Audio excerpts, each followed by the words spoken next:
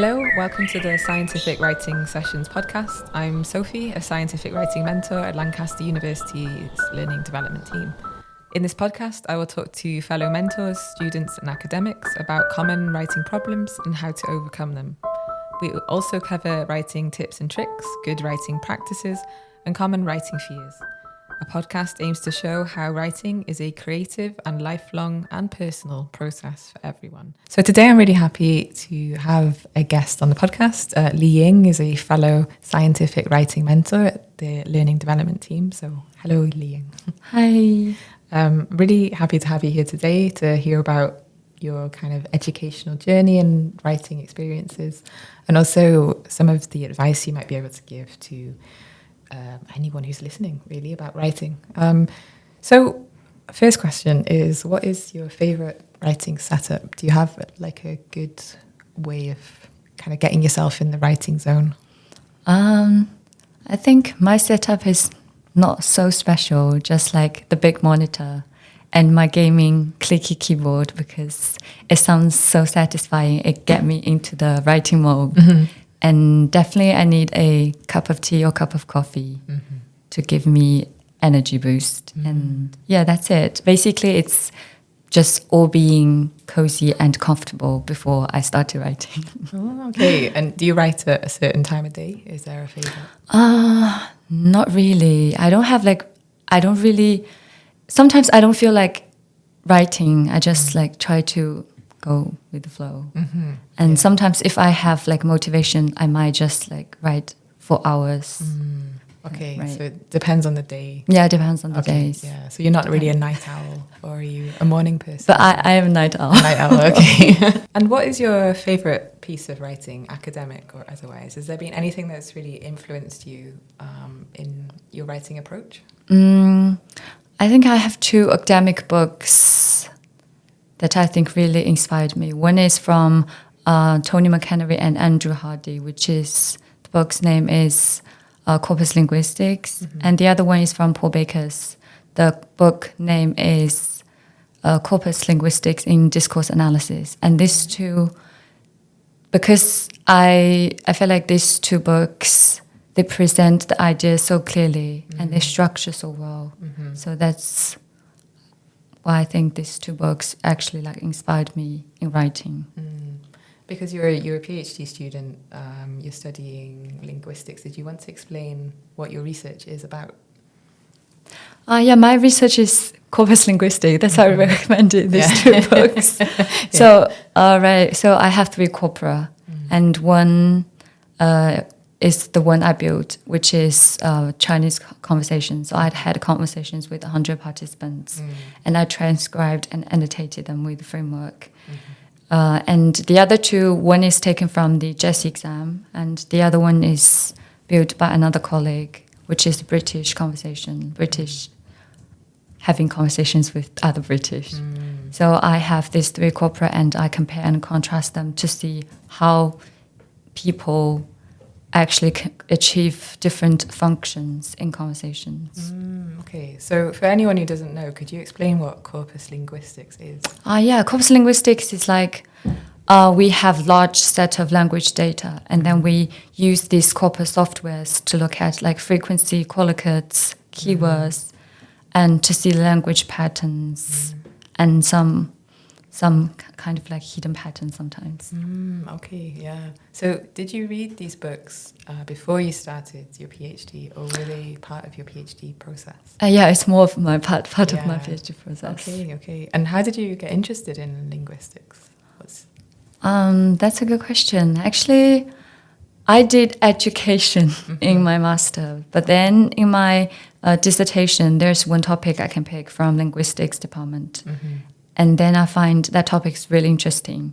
So I kind of shifted from education to linguistics, and I used corpus linguistics for that dissertation as well. So that's how I like come this way. Interesting.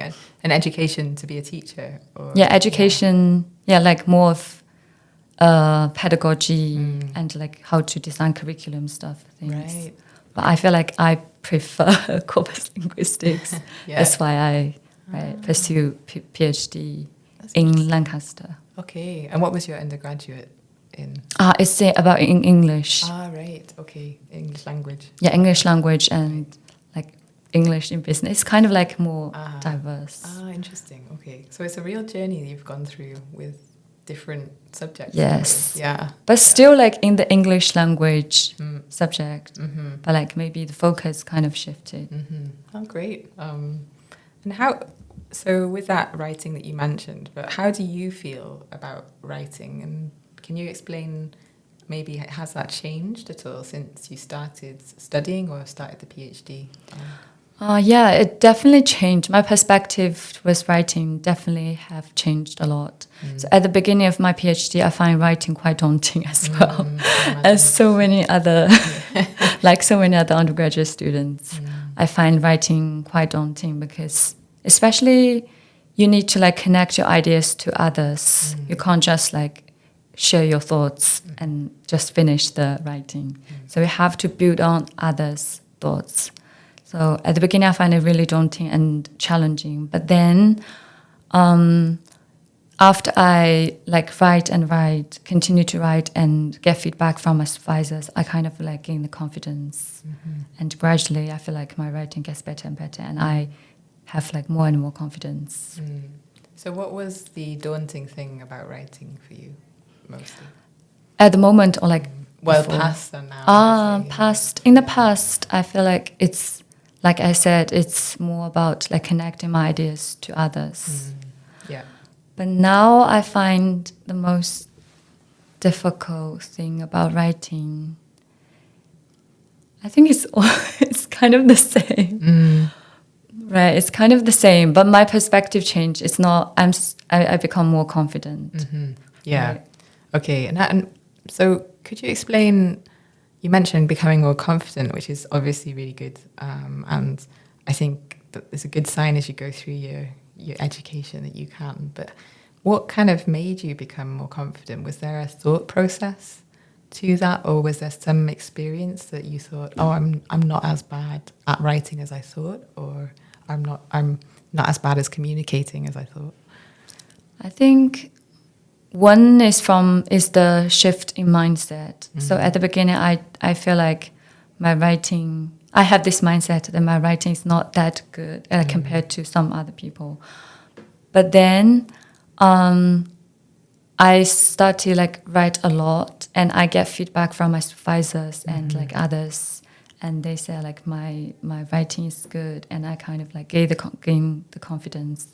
So gradually, my mindset changed because I have more confidence. It's like a positive cycle. Okay. I have more confidence, and it kind of benefited my writing as well. So, right. And also because of the being writing mentor helped me a lot. Okay. As well. Yes. Yeah. How did it help you? Can you? Seeing from a different perspective, it helps me a lot. So when I write, I see myself as the writer, but like when I give feedback to the students, I feel like I can see from a different perspective, like how you can actually approach this writing. So it really helped my own writing as well. So it sort of gave you a sense that you're a bit detached from the writing in a way, or you can kind of see it a bit more objectively than you would be if you were writing yourself, or... Right, I feel like when I write as a writer myself, I might get caught up like in the thoughts that I don't know how to write. But like when I work as a writing mentor, I have to like solve the problem for the students. Yes. So that's why I kind of shifted the mindset of when I stuck somewhere, I have to find a solution to like continue writing instead of like get stuck. So this is what I learned from being a writing mentor, like solve the problem if you get stuck in the writing instead of just get stuck, because being stuck is not helpful at all. So you have to find a solution and get on with the writing. And what common ways would you get stuck with writing? What are the thought processes behind being stuck, if that makes sense for you? Do you mean like after I get stuck, what's the process? Or what do you think when you get stuck? What's the kind of worry or the fear? I get irritated if I get stuck. Yeah. So I try to distract myself to do something else, and then maybe sleep over the writing like for several days and go back and see if I can continue writing. Yeah, so you kind of take a break from take writing. Take a break. And have you learned that over the years to take a break, take a step back from writing to be able to see it in a different light? Has that been a bit of a process for you? Yeah, both taking a break and also like find a solution, like trying to find a solution instead of like just being irritated. Yeah, getting frustrated with yourself never helps, does it? But it's very common too. Right, so like don't get caught in the feelings. Try to find the solutions. If you get stuck in the literature, for example, and you don't know how to write, you can like find a paper to read and think how they actually like make the writing smooth. So you can do that too. So find a solution. I take a break, find a solution. So you find a solution in a way through reading. Is that one way? Through reading, through taking a break, through having lots of coffee and tea. Yeah. That's always helpful. How do you generally feel about writing? I think I quite enjoyed it because it's a way of sharing your voice as well. I mean, academic writing, although it's a bit different from other type of writings because you have to be more scientific, you have to be more objective compared to like fiction writing or something else.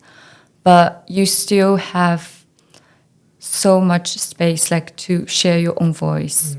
Of course, like based on evidence, based on existing literature, but you still, there's like a thought process that you can build on others' thoughts and then share your own voices. And out of interest, I think, how would you define your own voice in academic writing, would you say? I would say my own voice means like my own opinions, my own arguments. But this is not like an opinion or argument without any evidence. This is like based on all the readings, based on all the literature I've read, and based on the evidence that I come to this argument, I come to this conclusion. So this is slightly different from like other type of voices you share on the internet, for example. Yeah. So is it like an idea?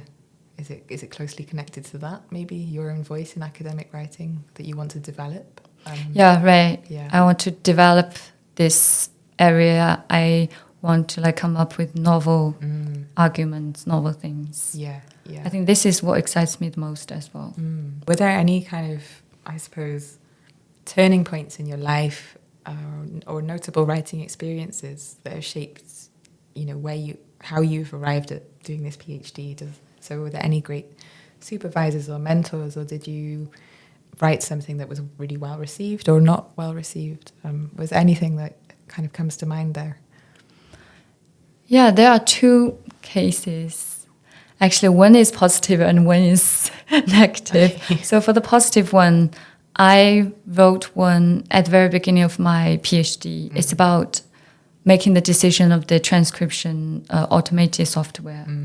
So this is where I learned like how to present my ideas, how to present the data clearly. And I got positive feedback from my supervisor. And that's like where I started to build my confidence.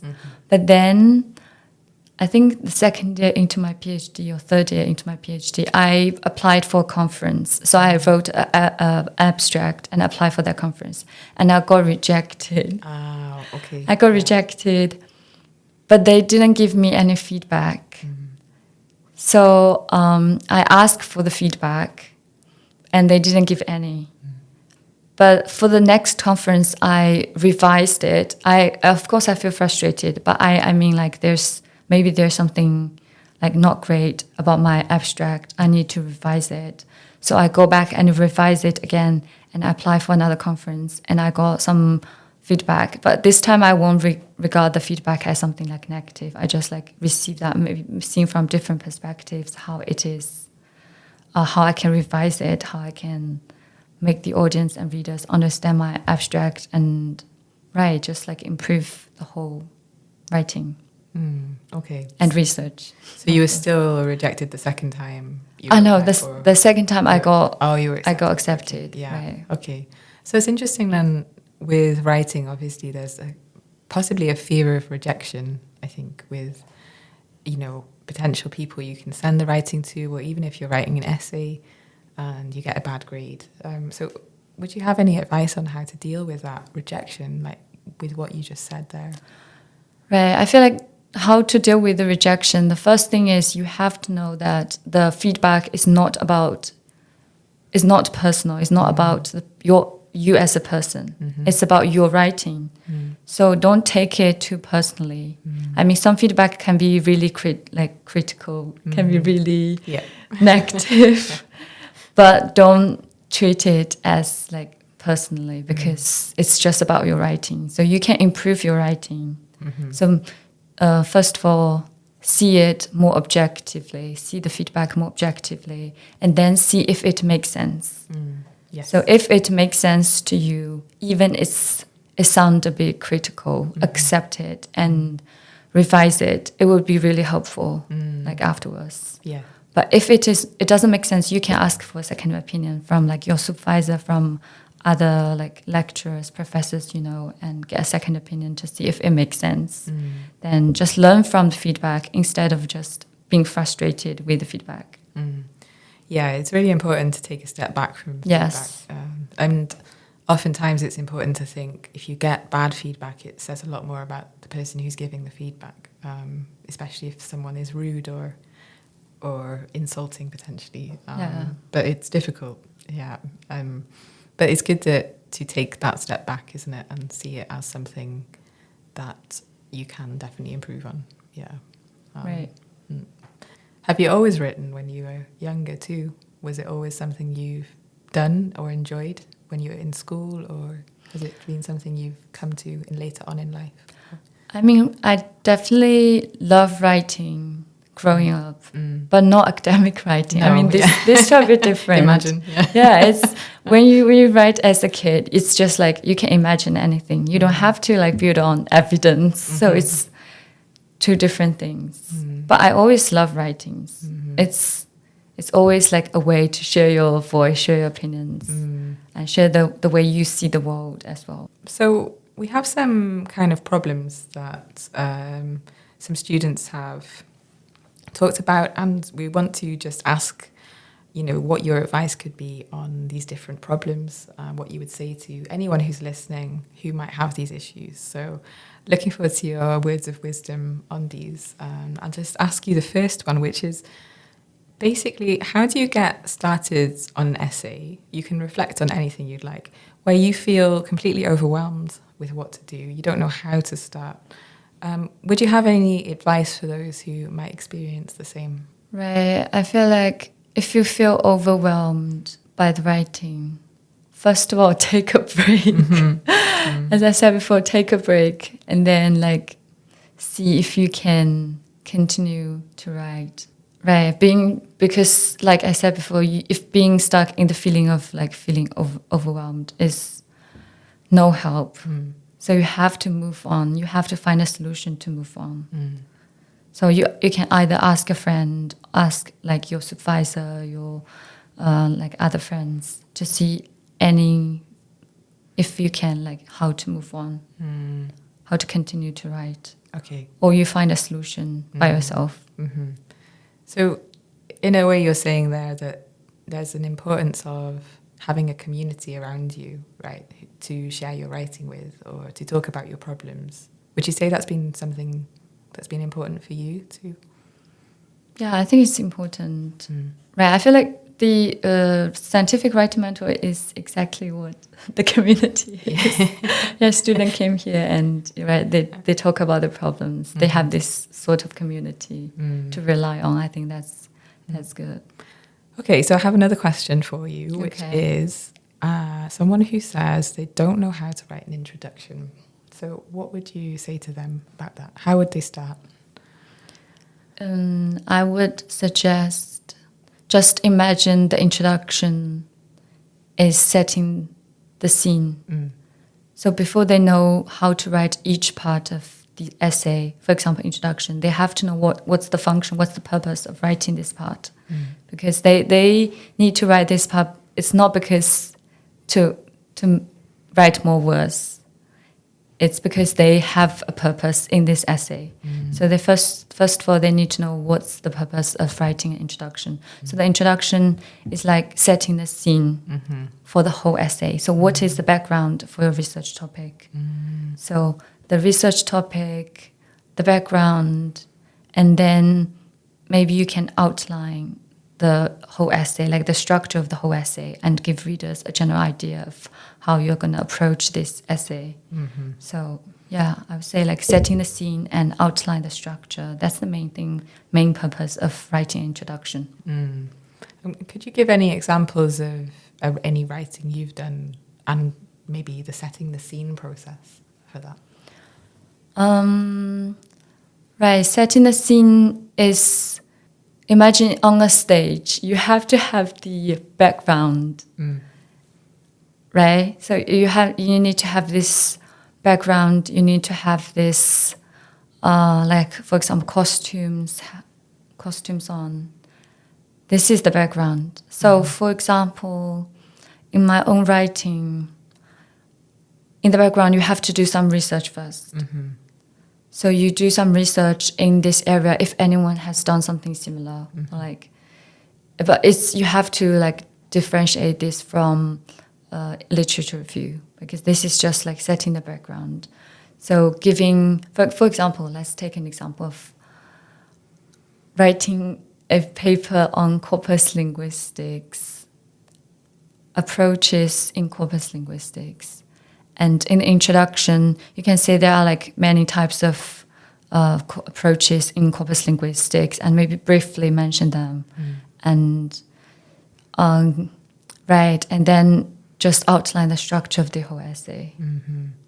Yeah, so you're kind of giving a justification for why you're looking at a topic or what the sort of give motivation as well. Yeah, okay. So it's quite interesting that if you don't know how to write an introduction, you need to know sort of the whole background to this research area to understand why you're writing it in the first place. Is that what you would say, or would you agree with that? Yeah, I think so. But also like provide the background knowledge of this area, this topic. Yes. Right? And also motivations. Why is it important? Maybe several sentences. Yeah, so for a student who's writing an essay and doesn't really understand it, doing some research first into what is the background or what is the reading around this essay topic. Yeah, they can learn from the introduction from other papers. Yeah. I mean, other papers of the same topic, they have introduction as well. So they can read those introductions and see like how they actually write the introduction and learn from that. Great point. Being a good writer is also being a good reader, isn't it? Yes, exactly. Okay, so I have another question, which is often maybe a common problem, but sometimes people don't realise. But the thing with academic writing is it's very short and sweet. And I think that's one key difference between maybe fiction writing and academic writing. So how does someone make their writing clear and succinct, would you say? Have you got any tips for that? Or is there any experiences that you've had which you found kind of difficult with that? I think the first tip I would give is doing signposting. So even if the signposting, the language used for signposting is easy, like first, second, third, finally, you need to use those signposting because it makes readers' life easier. Like when they read this, okay, like I have 3 points, first, blah, blah, blah, and the second, blah, blah, blah, and third, blah, blah, blah. It just makes the structure much clearer. And what is signposting for those who don't know? Can you explain that? Signposting is basically tell someone, this is what I'm going to tell you explicitly. Great. Right. Yeah. And it's a bit weird to write, isn't it? I think, because I think when you've just started writing, you think, oh, the person reading this knows all of this already. They know what I'm talking about. But right. I think the common issue of so many writers is that they kind of feel like everyone knows this, so I don't have to explain. So sometimes you need some kind of clarity because not everyone knows what you are saying. No, even the people who supposedly do know, Yes, exactly. So even if like after several days, maybe you look back on your writing, you feel like you don't understand what you were saying. So, so you have to make explanations where necessary. Yes, yeah, that's great advice. Yeah, thank you. So I think a common problem is that people don't often feel very confident when they're writing, especially academic writing. You might get to university and think, what on earth is this all about? So what would you advise someone who doesn't think they're very good at academic writing? So first of all, I think I still want to say mindset is so important. If you always think you're not good at writing and you can't be a good academic writer, then you will. It's not good. So you have to change your mindset, shift your mindset into I can be a good academic writer. So I think this is the first step. So you have to have that sort of confidence in yourself, because academic writing, like speaking, you can actually learn from, like learn to be really good. So first of all, shift the mindset. Did you shift your mindset? I do that for everything. Yeah. So I have to change the mindset. If I learn something new, first of all, I need to have confidence in myself.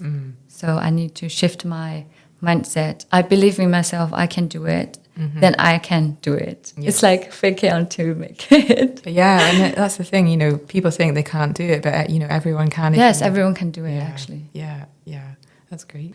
So I think you would basically say keep going to someone who doesn't think they're very good. Right, keep going and seek advice, seek like feedback on your writings. Yeah. And also like read more.